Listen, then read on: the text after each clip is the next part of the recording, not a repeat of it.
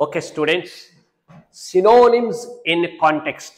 Competitive లో synonyms సంబంధించి రెండు రకాలుగా ఇస్తారు, రెండు మోడల్స్లో ఇస్తారు. నెంబర్ 1, డైరెక్ట్ వర్డ్ ఇచ్చి కింద 5 ఆప్షన్లు ఇస్తారు.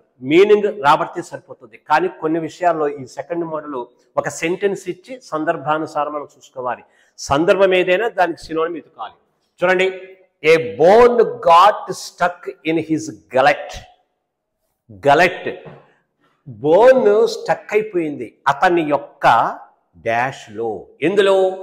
గలెట్, GULLET. గలెట్ అంటే గొంతులో అని, గొంతు అని. ఇప్పుడు ఆ గొంతుకి సినోనిమ్ కావాలి, అదే అర్థం వచ్చేటటువంటిది. చూద్దామా ఆప్షన్స్లో. స్టమక్, పొట్ట, కడుపు కాదు. నాజల్, ముక్కు, నోస్ సంబంధించింది కాదు. చెస్ట్ భాగం కాదు. మోలార్స్, మోలార్స్ అంటే పళ్ళు. ఎలాంటి పళ్ళు అంటే పెద్దవాళ్ళకి లోపల వైపున చదునైనటువంటి పళ్ళు ఉంటాయి లోపల. అదేంటంటే ఆహారాన్ని గ్రైండ్ చేయటానికి ఉపయోగపడతాయి.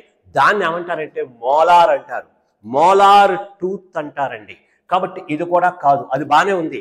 కాబట్టి థ్రాట్, థ్రాట్ అంటే గొంతుకు.